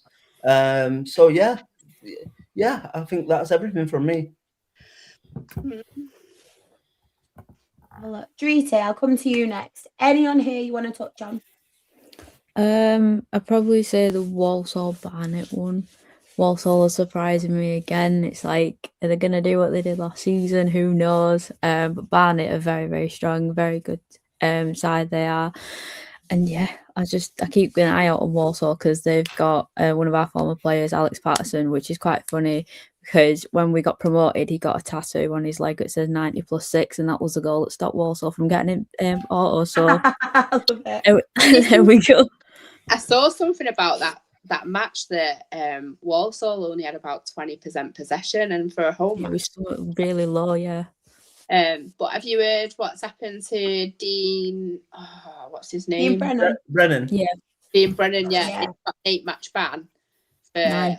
using 9. 9-match ban for using sexist language against referee's assistant.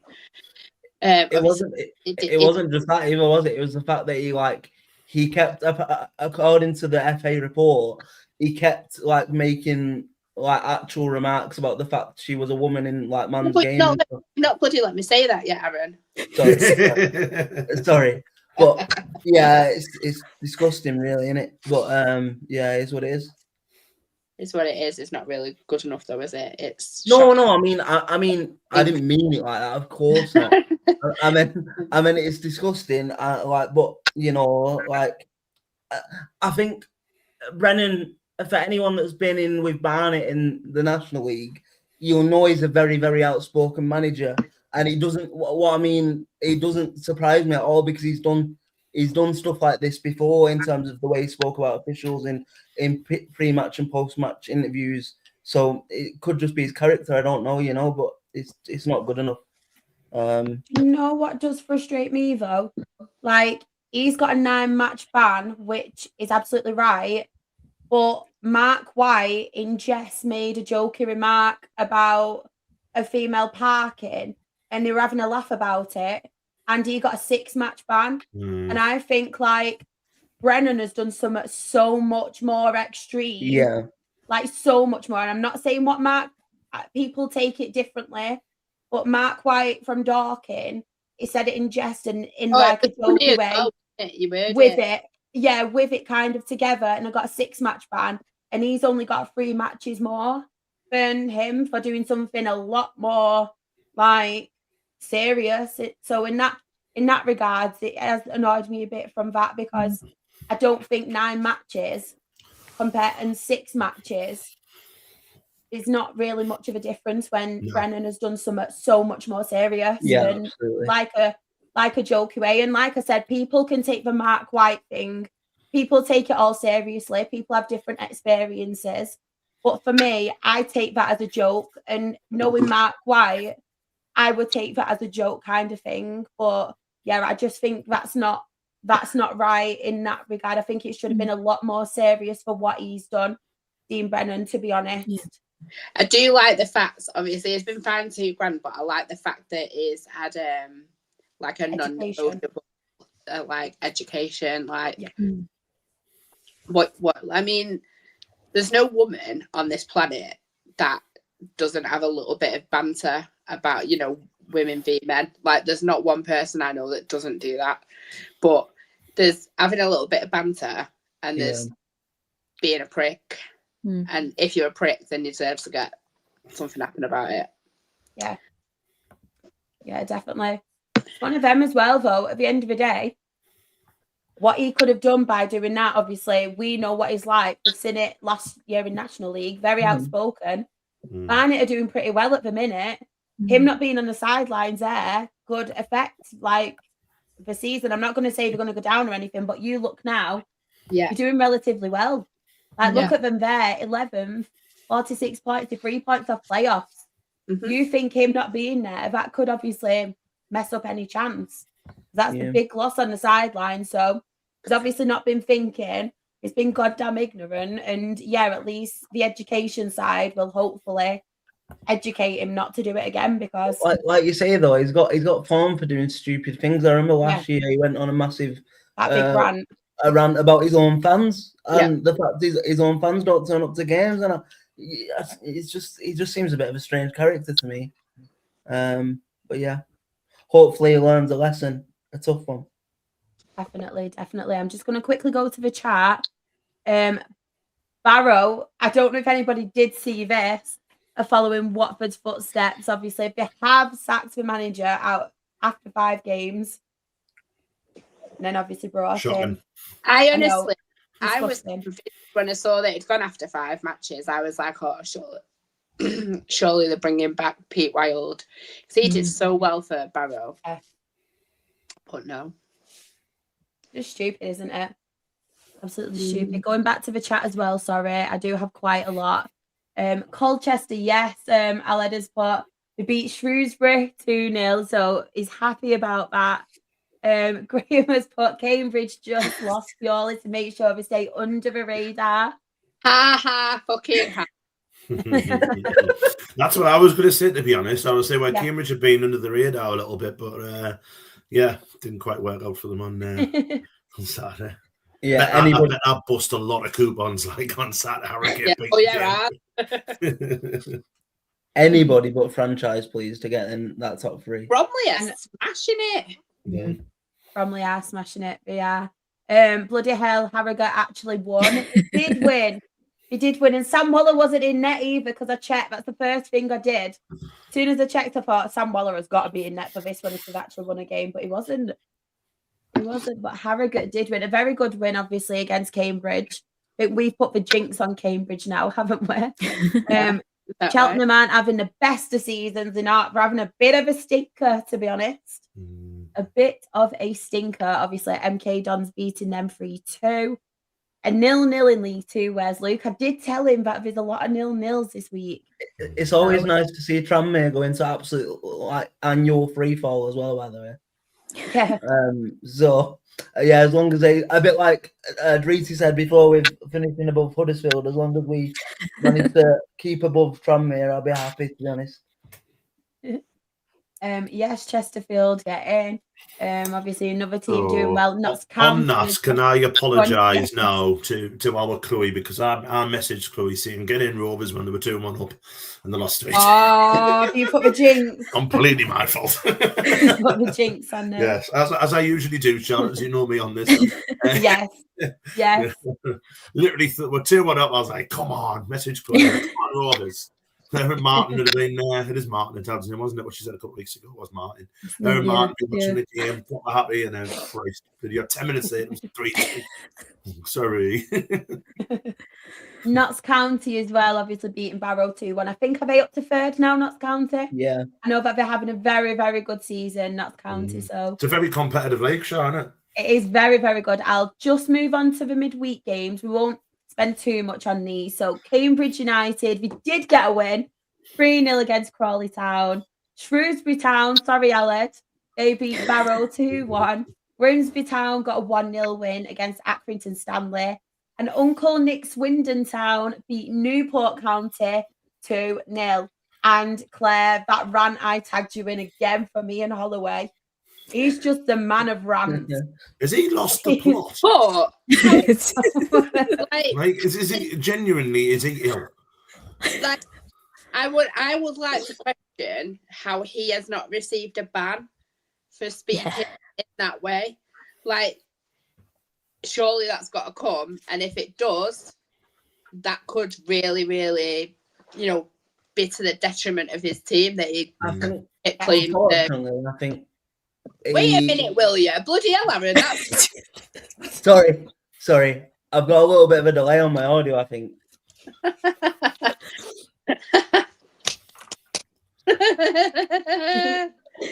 I was just going to say, like, it's the second time now, and I think that there's got to be a ban incoming for the way he is, the way he's speaking publicly. And if that does happen, you have to think, like, surely it's going to be a detriment to Swindon. But I also do think that there's got to be something that's currently wrong with him, because to be shouting in that way, as much as Shah and I find it so funny, like, it's actually really not funny that he's being like that in interviews. Like, it's actually really, really bad. He's losing the plot. Yeah. Oh, it's true. I was just going to say, I think that, unfortunately, what happens is because people see oh, it's Holloway at it again, and it's kind of become the norm that he does these like comical, rants. I don't think he will be punished to the extent he probably should do, because people just think it's funny, and like because he's got the experience and he's kind of one of the old heads, and it's how his character's always been. I think people just let it slide when really it shouldn't. But yeah, like he's gone. He is a bit mental, isn't it? Right. But speaking of Swindon, on the other side of that, I don't know if you've seen today, but Aaron Dryden, their top goal scorer and one of the top goal scorers in League Two, extended a contract with them till 2028, I think. So that that is really, really big news, because I would imagine if he hadn't signed that contract, he would be in really quite deep demand in the summer from teams up higher pyramid. So good bit of business for Swindon as well there. Very good. Completely agree with that. Very good player.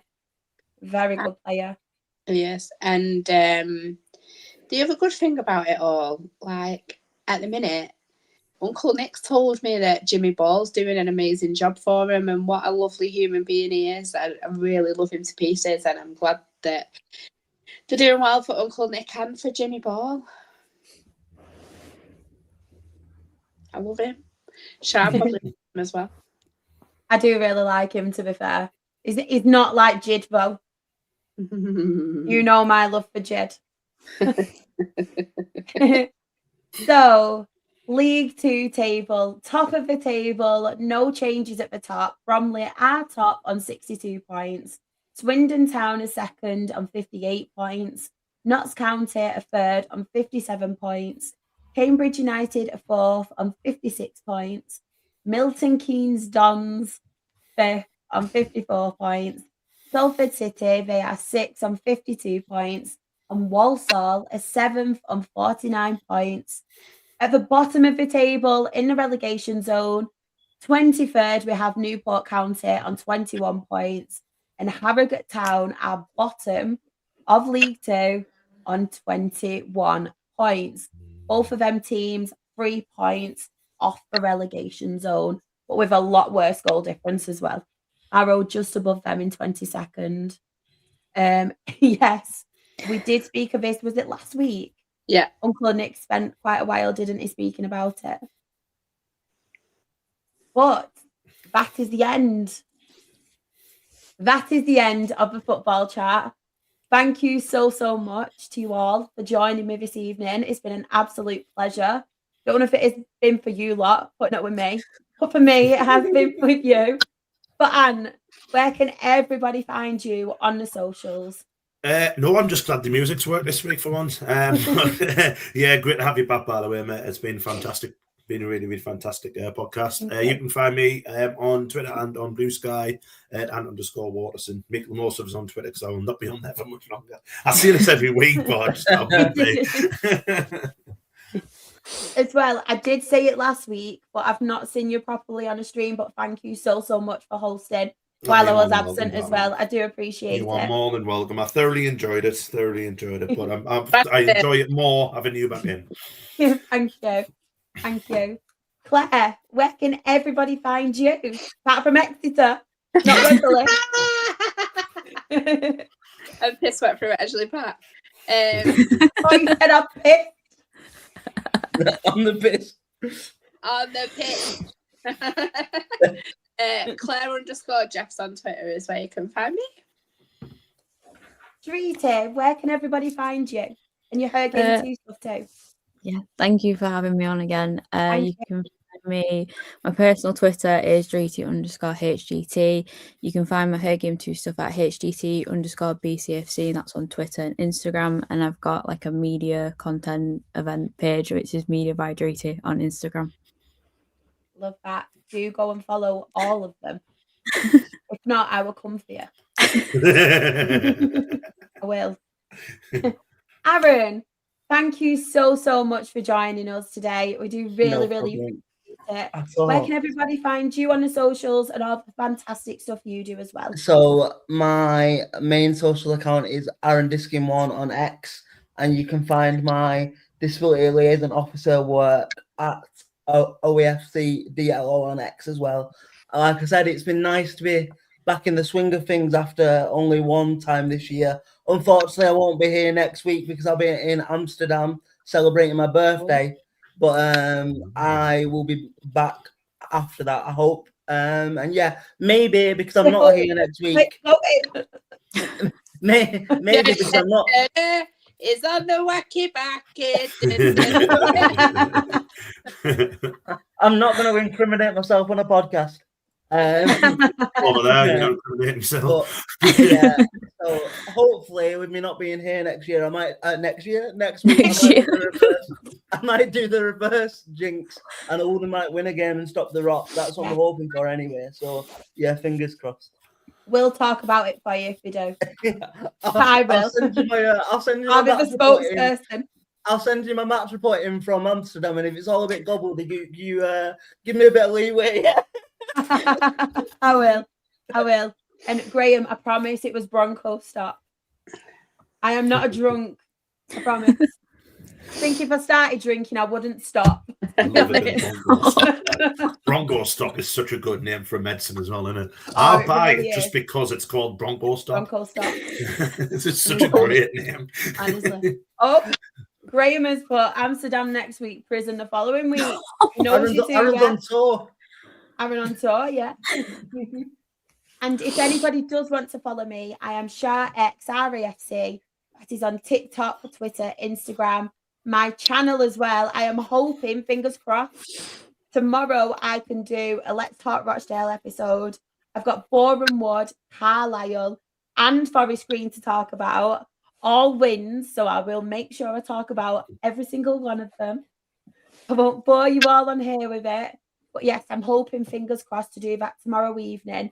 If not, I may actually do a watch along for the Hull City Chelsea game because I've just got a little bit of a feeling it might be a tasty one. Might be a tasty one tomorrow. Yeah, looking forward to it. It should just be said as well. Like I know it's been echoed a couple of times, but obviously I think the way you've kind of just got straight back on like in the swing of hosting things and like doing the free on the Spain and how you've just done tonight, I think is wonderful, Charles. So yeah, from everyone and from me again, banter aside, even though I don't like the football club you support, I very much like you. So yeah, welcome back, and you've done a great job. So yeah, thank you. Oh, thanks, Aaron. I do appreciate that. I'm still not going to give you any like leeway or anything if you send me a load of crap and gobbledygook.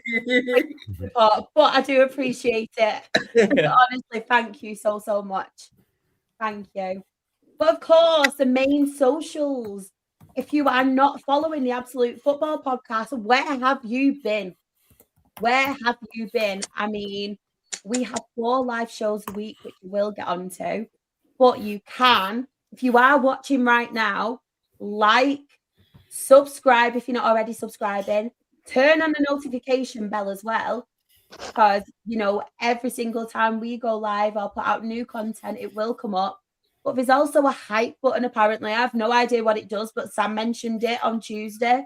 So hype us up. Don't know what it'll do, but try it and tell me. But Twitter, we are Absolute Football Pod. YouTube and Twitch, we are Absolute Football Podcast. TikTok, Absolute Football Pod. Instagram, Absolute Football Podcast _. Blue Sky, Absolute Football. And Facebook, we are the Absolute Football Podcast.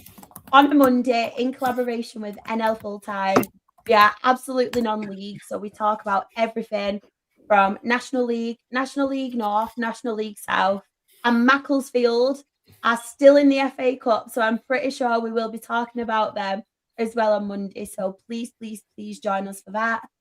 Tuesday is absolutely Premier League, where we talk, it's in the name, all things Premier League, Champions League as well. Just everything, really. Scotland when Rebecca's on. Ant will be there. Sam will be there. Grimmy will be there. The amazing Premier League team on a Tuesday. Go and catch them. Unfortunately, I won't be there, but fortunately for you all, because we play Scunthorpe. Hell of a watch along, like on Tuesday. It was better than United Strands watch along. All right. Get your bloody hair cut as well, by the way. No, do it. Absolutely Women's Show with Freya and Team Chaos. They cover WSL and WSL2. That is on a Wednesday. Do check them out. But They do go on for a while. It can be a late night. So if you do need to go bed early, make sure you catch up the following day, but not at the evening, because then we're back for Rowdy Rabble, Absolutely EFL Show, where we do cover everything from the Championship, League One, League Two, and I'm pretty sure it will be FA Cup as well next week. So definitely subscribe to the Absolute Football Podcast. And of course, I hope you all in the chat have had a lovely evening talking football with us. We've had a lovely evening talking football with you. Hope you all have a fantastic weekend, and we will see you next week. Bye, everyone.